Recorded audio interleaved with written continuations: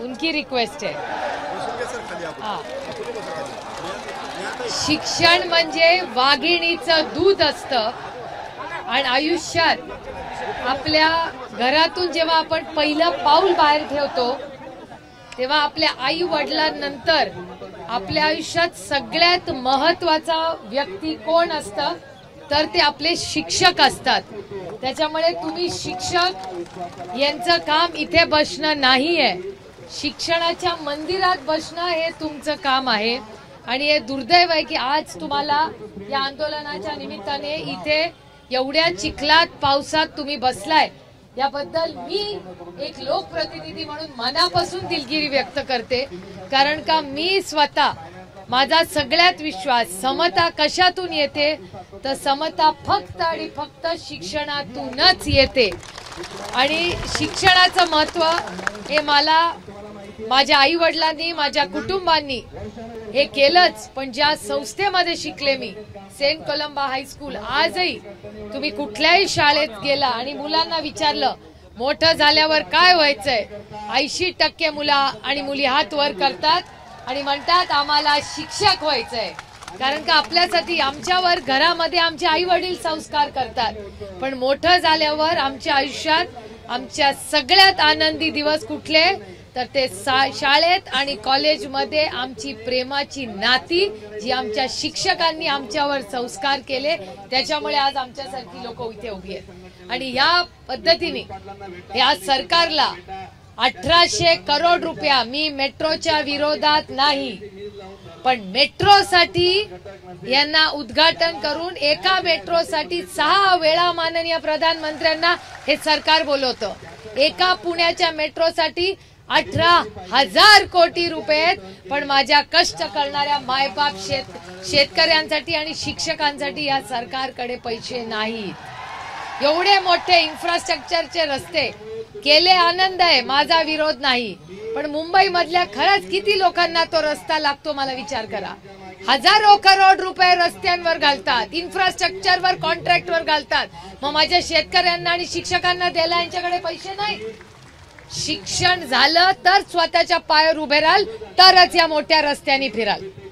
त्याच्यामुळे शिक्षकालाच पहिलं प्राधान्य या देशात दिलं पाहिजे आणि हा शब्द सरकारने दिला होता। अंगणवाडी सेविका, आशा वर्कर, शेतकरी, शिक्षण कुणावरही पगार वाढ हे सरकार करत नाही। पण तुम्हाला आश्चर्य वाटेल, गेल्या 15 दिवसामध्ये 1,00,000 कोटी रुपयाचे इन्फ्रास्ट्रक्चरचे प्रोजेक्ट्स या सरकारने काढलेले आहेत। टेंडर रोज रात्री निघतायत, पण तुमच्या कामावर सही करायला या सरकारमध्ये हिम्मत नाहीये।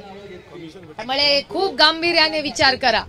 हे सरकार, मी कंत्राटदार फक्त म्हणणार नाही, कारण का कंत्राटदार पण माणूसच असतो, तो तिथून काही पैसे घेतो हा माझा आरोपच नाही। कंत्राटदाराच्या मागे जी अदृश्य शक्ती आहे त्या शक्तीशी आपल्याला लढायचं आहे, कारण का त्या शक्तीला शिक्षणाचं महत्त्व माहिती नाही। त्यांना असं वाटतं की पैशानी सगळं विकत घेता येतं, सगळं विकत घेता येतं, पण शिक्षण आणि संस्कार हे कितीही पैसे खर्च केले ते विकत घेता येत नाही, ते फक्त शिक्षकांतूनच देऊ शकतात।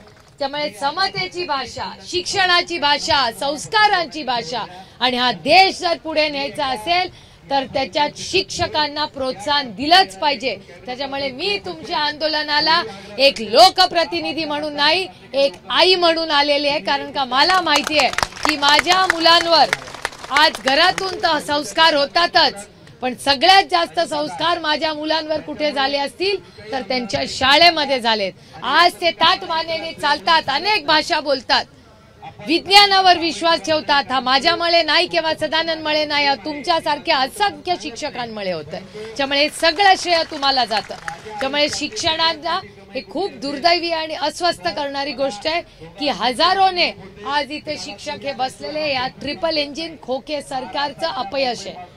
तुम्ही विचार करा, एका आमदार मागे 50 खोके एकदम ओके, मग जर 40 आमदारांना 50 खोके म्हणजे किती कोटी रुपये झाले?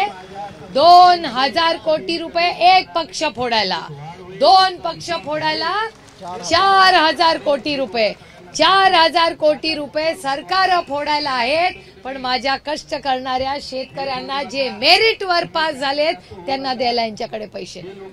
त्यामुळे हे सरकार ट्रिपल इंजिनचं भ्रष्ट कोके सरकार आहे, हा आरोप आहे माझा या सरकारवर.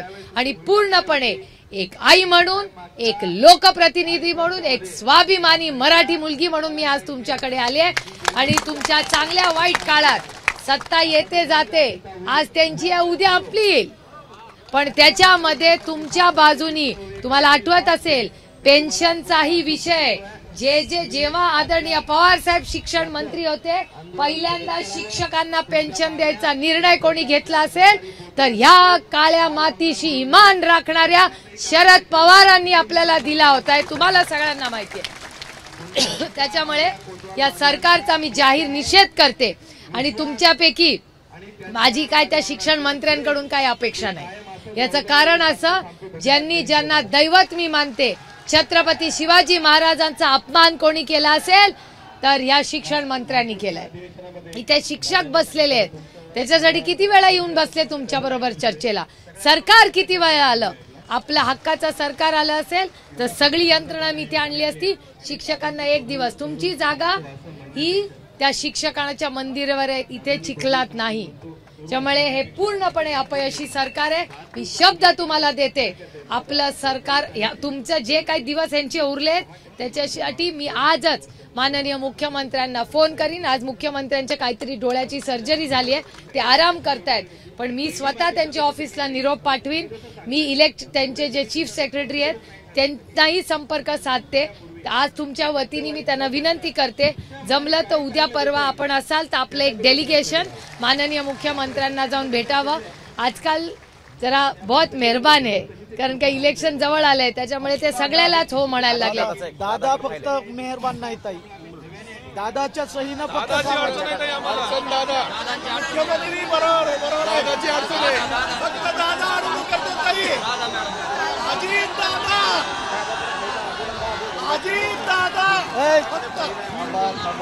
ठीक आहे, मी माननीय मुख्यमंत्र्यांना विनंती करू शकते. मी तुमच्या वतीने आजच माननीय मुख्यमंत्र्यांना तातडीने संपर्क साधते त्यांचा संध्याकाळपर्यंत, कारण का ते डोळ्याचं काही सर्जरी झाली म्हणून आराम करतायत. तर आज संध्याकाळपर्यंत मी आपल्याला निरोप द्यायचं काम तुमच्यापैकी करीन, पण पूर्ण ताकदीने ह्याच्यात मी कधीही राजकारण आणणार नाही, कारण का शिक्षणात राजकारण येऊ नये या ठाम मताची मी आहे. सत्ता येते जाते, पण शिक्षणात सातत्य आणि त्याचा दर्जा हा असलाच पाहिजे. त्यामुळे आपण सगळे तुमच्यासाठी हक्कानी लढू, आणि जोपर्यंत तुम्हाला न्याय मिळत नाही तोपर्यंत तुमची ही भगिनी पूर्ण ताकदीने तुमच्या बरोबर उभे राहील, हा शब्द मी तुम्हाला देते. एकच विनंती करते की पावसात भिजू नका. नाही तर आम्ही 10 वाजेपर्यंत आता पूर्ण वेळ इथे जाऊ. आजचा दिवस मलाच कसं तरी होतंय.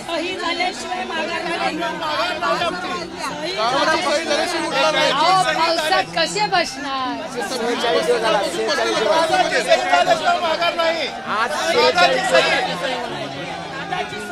अहो पण तुम्ही पावसात कसे बसले?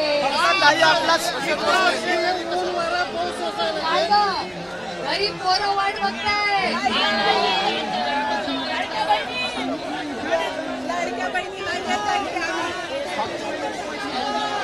काही फक्त आमचं म्हणणं काय आहे, आम्ही आज रात्री इथंच बसणार आहोत. अहो पावसात कुठे बसणार? आम्हाला आपला फक्त सपोर्ट, आमच्या महिला कुठे बसणार? ऐका ना ताई, फक्त आपला सपोर्ट आम्हाला द्यावा. पूर्ण ताकदीने एवढंच आमच्या. एबीपी माझा, उघडा डोळे बघा नीट.